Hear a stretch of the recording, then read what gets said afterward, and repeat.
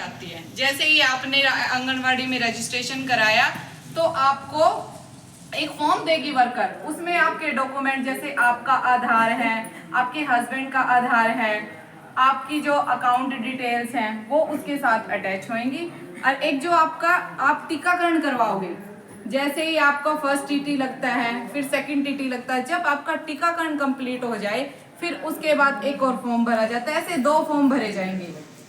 पहले फॉर्म की किस्त 1000 रुपए होती है, दूसरे की होती है 2000।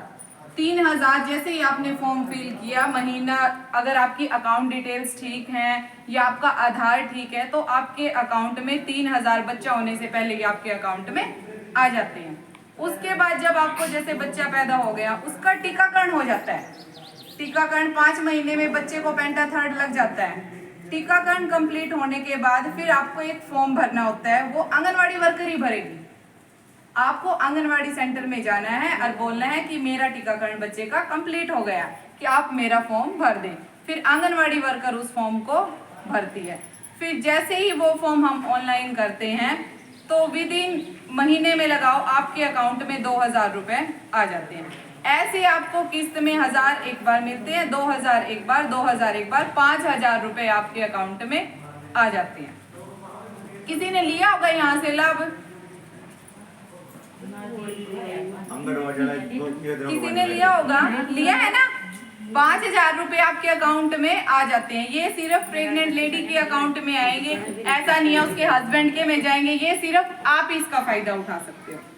फिर अब जो स्टार्ट हुई है हमारे में 2023 से, अप्रैल 2023 से इसी को अगर किसी लेडीज को सेकंड गर्ल पैदा होती है, मान लो पहला फॉर्म तो भरा गया, उसको 5000 रुपए मिल गए, अब उसको गर्ल्स पैदा होगी, लड़की पैदा होगी, तो अब फिर उसका एक फॉर्म और भरा जाएगा। अब सिर्फ एक फॉर्म भरना है। जैसे ही लड़की के टीकाकरण कंप्लीट हुए 5-6 महीने के बाद आपको आंगनवाड़ी वर्कर को अपना आधार, अपने बच्चे का आधार, टीकाकरण और अपने हस्बैंड का आधार देना है। फिर वो फॉर्म ऑनलाइन करेगी। जैसे ही उसने फॉर्म ऑनलाइन किया, सुपरवाइजर उसको वेरीफाई करेगी, हमारे डिपार्टमेंट से वेरीफाई होगा। उसके बाद जैसे ही फॉर्म आपका वेरीफाई हो गया तो आपके अकाउंट में 6000। उसमें आपको 3 फॉर्म भरने होते हैं। जो सेकंड गर्ल वाला फॉर्म है उसमें आपको सिर्फ एक फॉर्म भरना होता है। हाँ जी सर। और मेरे पास लड़की नहीं थी जी, मैंने गोद ले ली एक लड़की। हाँ जी सर। उसका भी लाभ ले सकते हैं? उसका लाभ ले सकते हो। अभी नेक्स्ट स्कीम बताऊंगी, ये प्रेग्नेंट लेडी के लिए था। ये तो आपने बताया। हाँ, अभी वो लड़की वाला भी बता रही हूँ सर आपको। एक और मैडम। हाँ जी सर। हाँ जी सर। आम सब के तौर पे 11 भाई हैं जी। हाँ जी सर। और हमारे पास चार भाई है, लड़के हैं, लड़की नहीं है। हाँ जी सर। बाकी 7 भाई बच गए। हाँ जी सर। उनका नाम मैंने आपके लगा के मैडम शर्मा जी से और आपके दफ्तर से रिकॉर्ड ले रखा। अच्छा सर, आप भी हो सर? हाँ जी, दारा सिंह भाई। हाँ जी हाँ जी सर। तो मैंने रिकॉर्ड ले रखा जी, उसमें मेरे मतलब जो 7 भाई है। हाँ जी सर। ना तो उन हमारी भाइयों की पत्नियां का नाम है उसमें, वो गर्भवती भी है, उनके मतलब बच्चे भी हुए हैं। हाँ जी सर। लड़की भी है। रिकॉर्ड रिकॉर्ड है, अभी मंगा दूंगा, आप देख लेना। ठीक है सर। तो क्या ये मतलब स्कीम में मुंह देख के चलती है या मतलब सबके लिए चलती है? ऐसा कुछ नहीं है सर, ये सबके लिए चला नहीं। आपका अच्छा डाउट है, अगर ना किसी का क्लियर तो क्लियर करो सर। ऐसा कुछ नहीं है, मुंह देख के होना है ऐसा। अगर आप और महिलाएं चाहे कितनी पढ़ी लिखी है, उनको यही कहते हैं कि इन्होंने तो रोटी पोड़ी है, इनको कुछ नहीं पता। हालांकि चाहे वो जड़ से ज्यादा दिमाग लेती हैं, परंतु फिर भी हमारा जो डिसीजन घर का है वो हमारे पुरुष ही लेते हैं, क्योंकि हमारे समाज की ये नियम है, बनाया हुआ है। और किसने बनाया? हम लोगों ने बनाया हुआ है, क्योंकि हम पढ़े लिखे होने के बावजूद भी अपना खुद कई लोग डिसीजन नहीं ले सकते, उनके ऊपर दबाव होता है।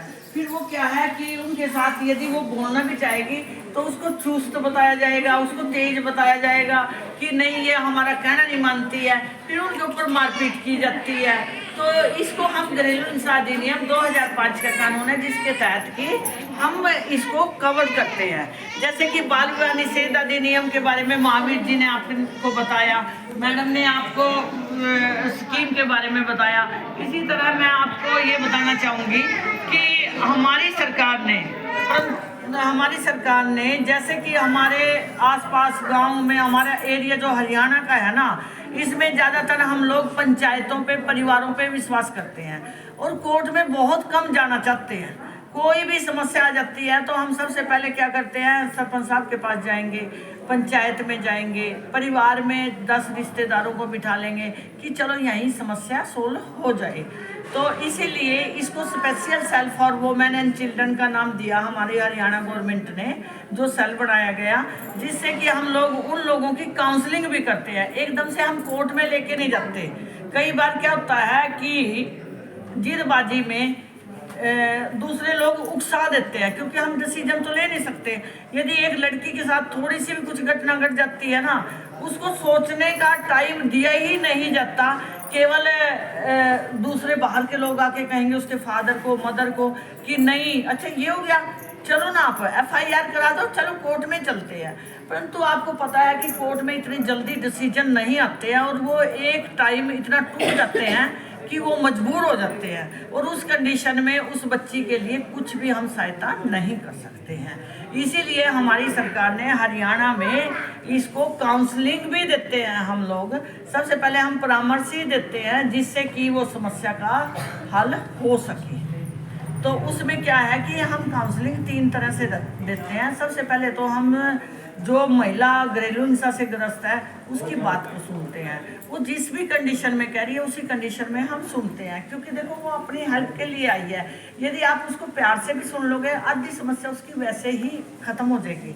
और वो जो समस्या हमें बताती है, तो यहाँ तक कि मेरे स्टाफ को भी पता नहीं होता कि ये जो विक्टिम आई थी कि ये क्या बात मैडम को करके गई है, ना हम इस चीज़ के बारे में किसी को बताते हैं। सेकंड नंबर, हम ग्रुप फैमिली काउंसलिंग करते हैं। मैं अभी आपको कह रही थी ना कि हमारे गांव में, शहरों में क्या है, हरियाणा में हम परिवार में अपने परिवार को बिठा देते हैं, मामा मासी बुआ फूफी सारे बैठ जाते हैं और हम उस समस्या का हल निकाल देते हैं। तीसरा क्या है कि किसी भी महिला के साथ जब घरेलू हिंसा होती है तो हमारे पास आसपास जो हमारा एरिया होता है, जैसे सरपंच साहब है, मेंबर हैं हमारे, तो इनको पता होता है कि हाँ उसके घर में ये समस्या है। तो उस समस्या को हल करने के लिए हम सरपंच या पंचों को भी इंक्लूड कर लेते हैं, या जो मोजिज आदमी होते हैं, कई सोशल वर्कर होते हैं, उनके द्वारा भी उसकी समस्या को हल निकाल देते हैं।